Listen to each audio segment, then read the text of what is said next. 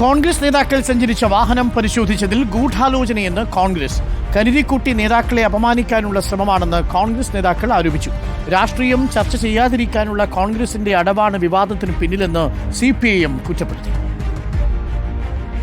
കോൺഗ്രസ് നേതാക്കളുടെ വാഹനങ്ങൾ ഏകപക്ഷീയമായി തെരഞ്ഞെടുപ്പ് സ്റ്റാറ്റിക് സർവൈലൻസ് ടീം പരിശോധിക്കുന്നുവെന്നാണ് ആക്ഷേപം. ആളെ തിരിച്ചറിഞ്ഞിട്ടും മുഖത്ത് ടോർച്ചടിച്ചൊക്കെ പരിശോധന നടത്തുന്നത് ജനപ്രതിനിധികളെ അപമാനിക്കാനുള്ള ശ്രമമാണെന്ന് കോൺഗ്രസ് ആരോപിക്കുന്നു. ഒരു പ്രധാനപ്പെട്ട ഒരു ജനപ്രതിനിധിയുടെ വാഹനം അങ്ങനെ കയറി ഡോർ തുറന്ന് ഡിക്ക് തുറന്ന് ബാഗ് തുറന്ന് പരിശോധിക്കലുണ്ടോ? ആരെങ്കിലും പരിശോധിച്ചോ? അതേസമയം വിഷയം തിരിച്ചടിയാകുമോ എന്ന ആശങ്കയിൽ പ്രതികരിക്കാതെ ഒഴിഞ്ഞുമാറുകയാണ് പ്രതിപക്ഷ നേതാവ് VD സതീശൻ. വ്യക്തിവിവാദത്തിൽ ഒന്നും പറഞ്ഞിട്ടില്ല, ഒരു പ്രതികരണമില്ല. രാഷ്ട്രീയം ചർച്ചയാക്കാതെ വിവാദങ്ങൾക്ക് പുറകെ പോകുന്നത് കോൺഗ്രസ് തോൽവി ഭയക്കുന്നത് കൊണ്ടാണെന്ന് CPIM സംസ്ഥാന സെക്രട്ടറി MV ഗോവിന്ദൻ കുറ്റപ്പെടുത്തി.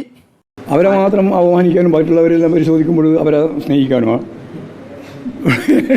അതായത് ഇവർക്ക് വേറെ ഒരു പൊളിറ്റിക്സും പറയാനില്ല, ഒരു രാഷ്ട്രീയവും പറയാനില്ല. നിരായി സ്വീകരിക്കപ്പെട്ട UDF-നെയാണ് ഇവിടെ കാണുന്നത്.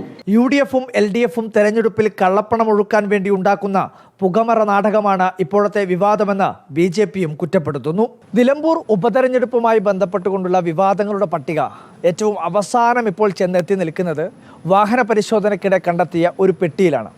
തെരഞ്ഞെടുപ്പിന് ദിവസങ്ങൾ മാത്രം ശേഷിക്കെ വിവാദങ്ങൾ ഇനി ഏതൊക്കെ തലത്തിലേക്ക് പോകുമെന്നുള്ള കാര്യം കാത്തിരുന്നു കാണാം. Reporter Arjun Kalyan, in reporter, Nilambur.